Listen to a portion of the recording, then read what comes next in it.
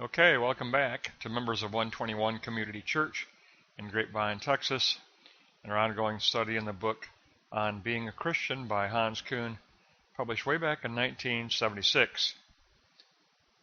We're going to take a look at pages 166 to 179. We will continue on with Christology, but now we're going to look at Christology in relationship to Judaism. And let's begin by taking a look at block 1 and the very ironic statement. Jesus was a stranger to the Jews, but Christianity was a trend within Judaism. So we begin with irony. And logia, without restrictions, we identify Jesus in his strangeness. Jesus must speak to us without any restrictions. What hope did he bring to the people of his time? What does he offer for the eschatological future world? These are the questions we begin with. Logia as eschatological. Jesus is a human being, and he was a genuine Jew, but he was a stranger to the Jews. He lived on the periphery of the Roman Empire. His Hebrew name was Yeshua, which means Yahweh is salvation. Therefore, our block 1 conclusion is, note 3, unrestricted logia. And eschatological logia equals the revealing of Jesus as a stranger to the Jews. His message was for the entire Jewish people. His logia, revelatory message, always presupposed the Torah and the prophets. I would add to that the wisdom literature. So his revelatory logia always presupposed the Torah, the prophets, and the wisdom literature. And by the way, the Art and Gingrich definition of logia is short revelatory sayings. Think of the Q document, the very first document the church had, which was basically the sayings of Jesus. So we're talking about logia as short revelatory sayings. Christianity began as a trend within Judaism. He was a stranger to the Jews, but Christianity was a trend within Judaism. At a very early date, Jews and Christians were at cross purposes to each other. But Professor Kuhn asked, must the past sufferings continue as future sufferings? The re-emergence of the State of Israel is the most important event in Jewish history since the destruction of the Temple in AD 70. The Jews are a community linked with a common historical destiny. So theoretically, we have to affirm the ironic statement that the logia, the revelatory message of Christ, was one that was strange to the Jews. But the early Christian movement was a trend within Judaism. So theoretically, we posit irony as our first block. Concretely, we go to block 2, Christology and Hebrew thought. There were Jewish and Christian points of convergence. Hebrew thought can be compared with Hellenistic thought. That'll help Christianity to overcome Neoplatonic Christianity. New Testament testimony is, additionally, it's a history of Jewish faith. A Jewish-Christian basis for dialogue has already been formed since the 1st century. But Jesus of Nazareth remains a point of controversy. So we do have convergence, but now, block 2, note 2, Jesus of Nazareth as point of controversy. Both sides need to take up a more historical objective judgment. The Jesus of culture is already accepted by Jews. The question of religious significance remains. In the 21st century, Joseph Klausner's work on Jesus by a Jew is a strong beginning for opening up dialogue. Therefore, points of convergence and the point of controversy means there's a need for real historical objective judgment on both sides.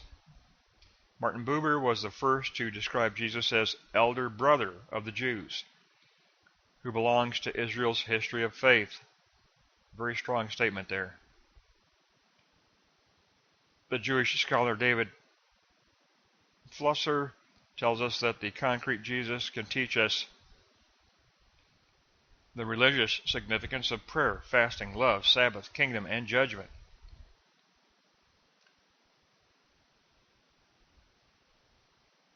Shalom ben Koren's book, Brother Jesus, states that Jesus is a central figure in the history of Jewish faith, no less than the prophets of the Hebrew Bible. So there is religious significance there. So we looked at our theoretical. We've discovered concrete religious significance in Block 2. And we move on to the conclusion for this particular lesson by Professor Kuhn in Block 3. So Block 3, the Logia, emerging in an interwoven culture. Social context is interwoven. Jesus did not belong to the ecclesiastical or the social establishment. During his time, religion, politics, and society were all interwoven. The whole structure of power and dominion, the entire structure of power and dominion was considered to be authorized by God. Religion and political administration were interwoven. A priestly hierarchy existed under the control of an occupying Roman presence. The Jesus of history, he was not a priest. He was a layman. He was the leader of a lay movement. He was not a theologian. His opponents pointed out that he had not been through and had no course of formal study. No formal rabbinic course of study.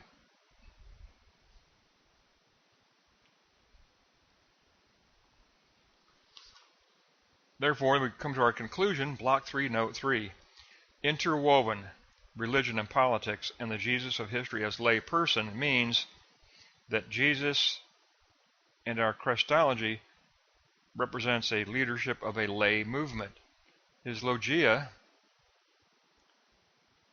represents short revelatory sayings for a lay movement. His teaching style was popular and direct, concrete and vivid, combining fact, poetic imagery, and rhetoric, using parables from ordinary life in order to set the kingdom of God in the midst of human existence. Key point there. His logias serve to set the kingdom of God in the midst of human existence. Short revelatory sayings, the logia, set the kingdom of God in the midst of human existence. We get phenomenal content here. Let's go back and review Block 1. And we look at our summary statement in Block 1. It would be Note 3. Unrestricted logia and eschatological logia reveals that Jesus was a stranger to the Jews. His message was for the entire Jewish people. His logia, short revelatory sayings, always presuppose the Torah, the prophets, and the wisdom literature. And Christianity did begin as a trend within Judaism. So theoretically, we posit the irony of Jesus as stranger to the Jews and Christianity as trend within Judaism. We have to posit that as our theoretical ironic statement. Concretely, in Block 2, we discovered that the Jesus of culture had already been accepted by the Jews in our day, but Jesus remains a point of controversy because the question remains, what about religious significance? And Professor Kuhn points out that concretely, today we have books, Jewish books emerging that emphasize the religious significance of Jesus, that he can teach us prayer, fasting, love, Sabbath, kingdom, and judgment. Theoretical irony, concrete religious significance, means that Christology must be affirmed as a movement in the first century that was a lay movement by a very concrete and vivid ministry by Christ, combining facts, poetic imagery, and rhetoric through parable as form and conveying the logia of revelatory sayings in order to set the kingdom of God in the midst of human existence, in order to set the kingdom of God into the midst of human existence. The kingdom of God is at hand. It is in the midst of concrete reality. It's in the midst of concrete history. That is why Christian faith must be praxis-based. It must include the realm of positing, where we construct our sign model of kingdom based on Sophia wisdom of the heart, Gnosis wisdom of the mind, and then form a praxis positing, where we go out of the self, and through praxis, action, and reflection, we discover the surplus of the revelatory message of Jesus Christ. We re-internalize that logia surplus, and we more deeply imprint the heart with the person of Jesus Christ. We more deeply influence our motivational base, which in turn feeds the Gnosis wisdom of mind, which will empower the work of construction in the realm of positing. The entire lesson really is, I know our first moment is theoretical, but it emphasizes the concrete ministry of Christ, and that Christology must be all about the logia. It must be about the logia, the short revelatory sayings of Jesus. And you can actually get a Q document volume.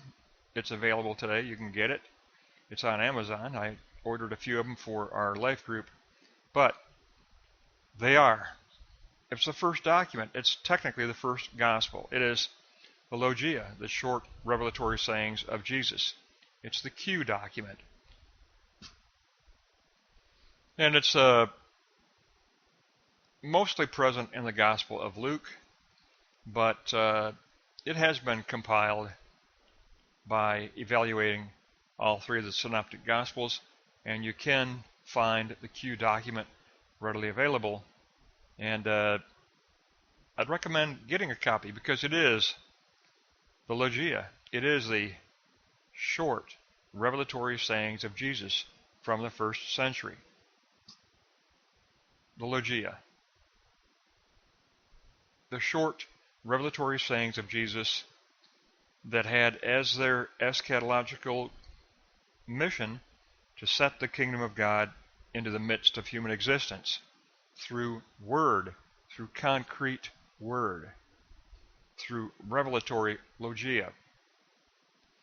And I love this emphasis by Han Kuhn. This is my second time through the book, but I love this emphasis on the logia. I think it's extremely important. He brings out the theological significance of the Q document, the theological significance for Christology of the Q document. I think that's very important in this lesson. But there has been movement in dialogue between Christian and Jews in the 21st century. He says we must continue to affirm that dialogue and participate in that dialogue, and that way transcend Neoplatonic Christianity. That's going to wrap up pages 166 to 179. We'll pick up next time on page 180.